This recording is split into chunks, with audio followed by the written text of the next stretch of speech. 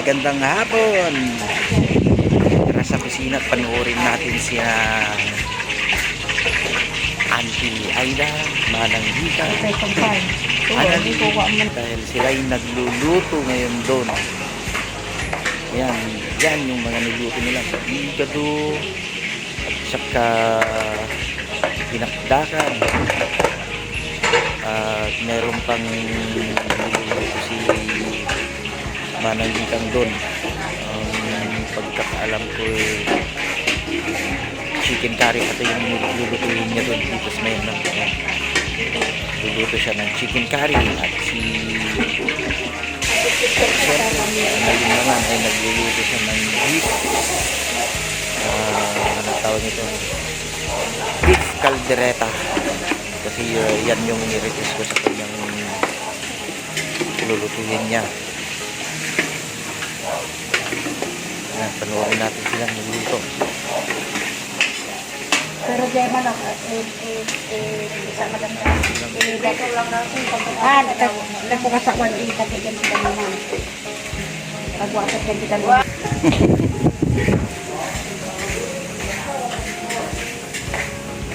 At tayo pupunta muna dun sa may terrace.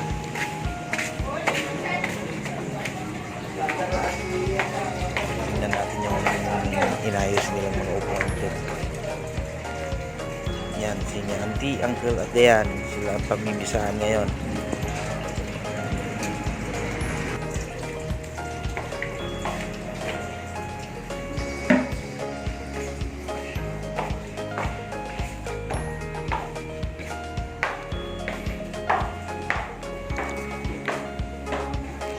At tayo babalik din sa kanila para tingnan kung niluluto na yung chicken curry ni Manang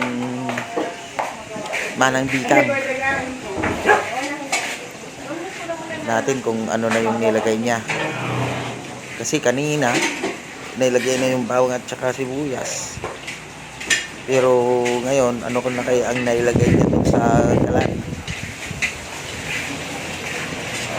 Yung patatas at saka carrots pa lang. Yan, si Manang Vikang marunong magluto.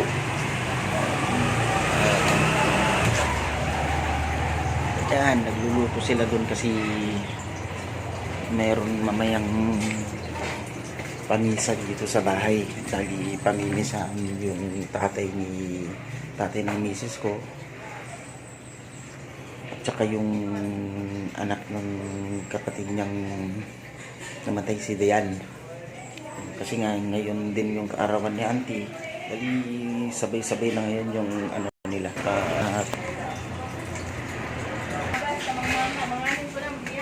Bali ito, naka-prepare na yung mga soft drinks.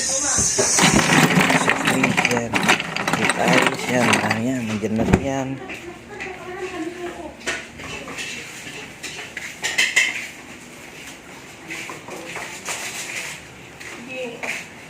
Day. Matat, kano may kanay ng Vikang na.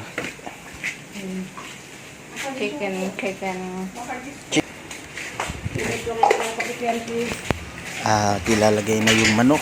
Ayan. Nilagay na ni Manang Vikang yung manok. Sabay dito ka Manang Vikang. Sabay ngiti. Siguradong masarap yan kasi ang ganda ng ngiti ng nagluluto.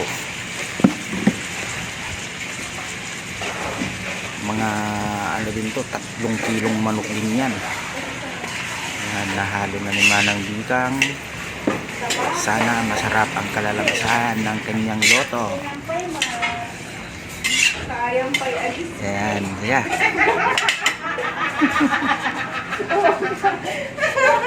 Sabay punta siya din sa kabila. Ayan, sarap naman ng tinumali sa sayaw. Ayun. Ko nga rin itong niluluto ni Analintot kung malapit na rin maluto itong niluluto niya. Ito ay tinatawag na beef caldereta.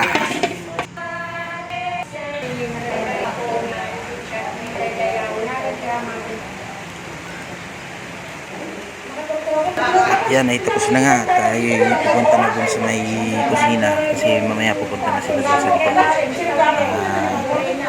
Ihahanda na yung mga pagkain dun sa may kusina.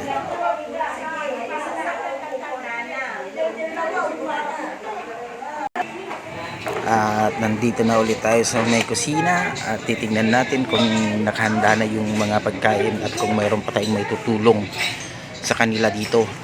At maya maya ay kakain na rin sila, pero bago kumain ay magdadasal muna tayo para maganda ang pagpasok ng mga kinain natin sa katawan natin para i-bless ng ating Panginoon. Yan, at tapos na ang pagdarasal.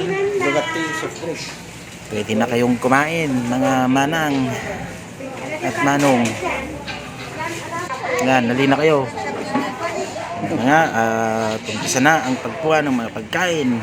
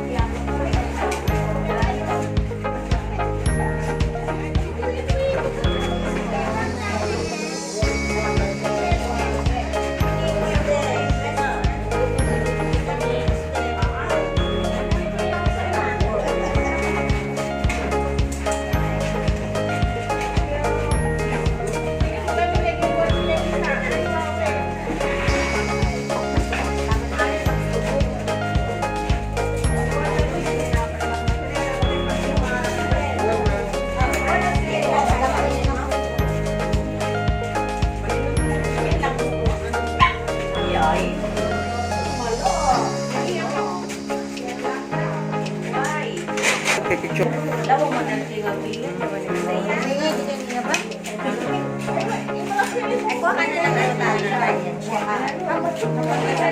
May mga ngalagod naman.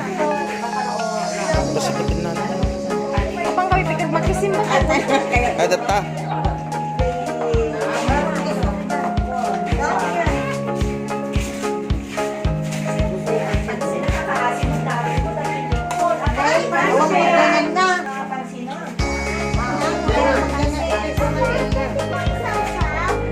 Sa ko nga maala.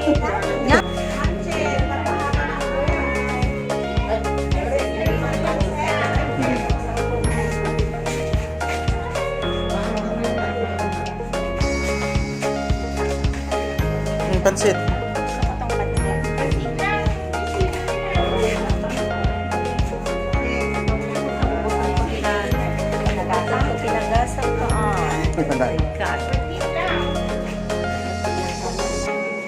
At ito yung mga inahanda naming mga ulam.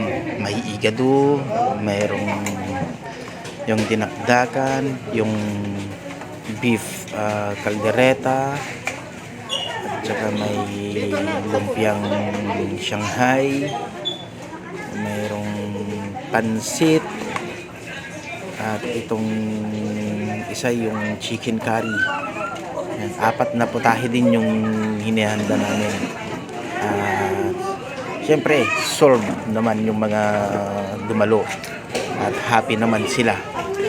Kasi nga, masarap yung pagkaluto ng mga pagkain na niluto nila kanina. Ada manang okay.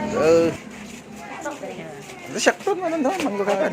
Lang dato. Kuha ka doon. Wala nga naman ako, dalawa. Uy, dalawa.